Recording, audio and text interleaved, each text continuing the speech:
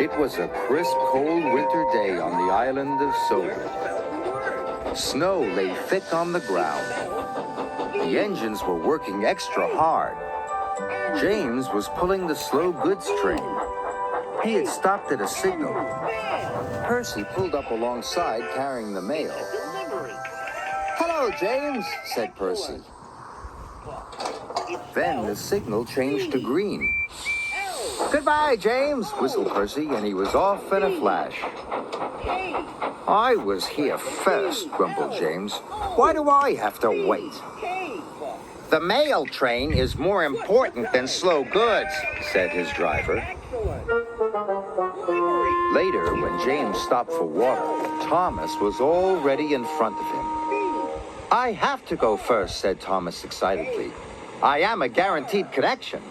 "Everyone has a more important job than me," grumbled James. "Nonsense," said Thomas. "Everyone knows you're a really useful engine." But James wanted to be an important engine, too. People are reading. Later that day, Sir Topham Hatt came to see James. "You must take coal to all the stations on the island," he boomed. "If the fires in the waiting room go out, the passengers will get cold and complain." "It is a very important job," he added. "You can rely on me, sir," said James proudly. Sir Topham Hatt left. James was excited. "An important job," he said happily. "Phew," sniffed Gordon. "It's only a load of coal after all." "Nonsense," snorted James. "I am going to keep the passengers warm. What could be more important than that?" And he reached over to the water tower.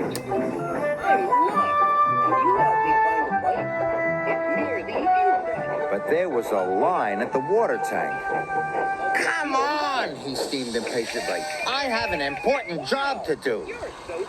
"Wait your turn, bossy boiler," said Thomas. James felt too important to wait, so he didn't. James rushed to the coaling station. He met Edward waiting at a junction. Edward was looking bothered. He had too many jobs and he was feeling puffed out. "Can you take these slate cars to the quarry?" Edward asked. "Sorry, Edward, but I can't," puffed James. "I've got the most important job on the island." And he chuffed grandly away.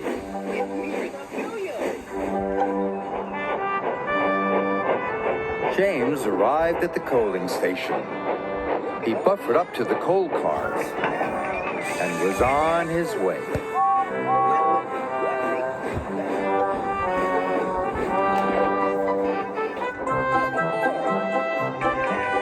James was looking forward to delivering his coal.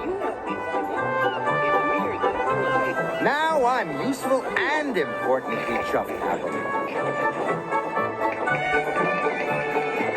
Then there was trouble. James puffed harder and harder. He went faster and faster. And then he began to feel hotter and hotter. "I don't feel well," wailed James. And he had to stop. "Your water tanks have run dry," his driver told him. "We'll have to wait for help." Just then, Edward pulled up beside James. "Please push me to the water tank," pleaded James. "I'm sorry," Edward puffed sadly. "You wouldn't take my freight cars to the quarry, and now I'm running late with my passenger train." And Edward steamed away.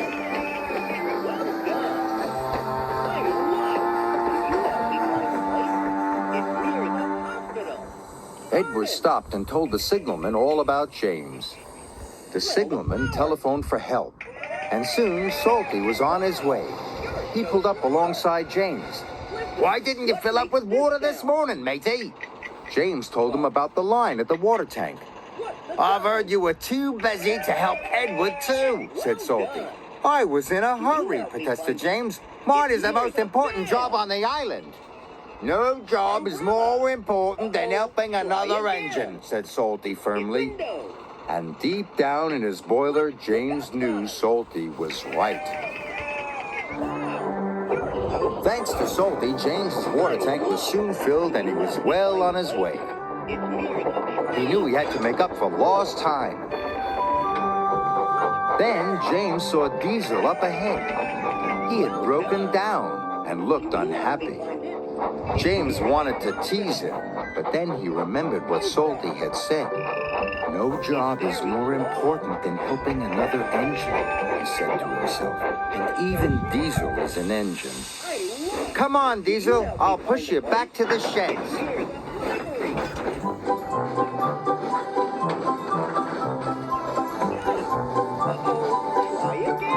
Pushing Diesel and pulling freight cars was hard work.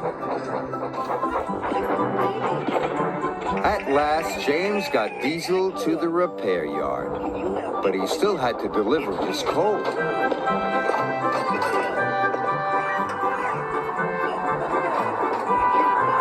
wind blew, and it was getting colder by the minute. James steamed all over the island, delivering coal to the station waiting rooms. Everyone was pleased to see James. Thanks to him, they were all kept toasty warm. The next morning, Sir Topham Hatt came to see James. He knew all about him running out of water and his not helping with Edward's trucks. I'm sorry, sir, said James. I put my own job first. But you did learn your lesson, and you helped Diesel, Sir Topham Hatt boomed cheerfully. And you delivered your coal on time. You, James, are a really useful engine. James nearly burst with pride. Thank you, sir, he said. Being really useful was better than feeling important.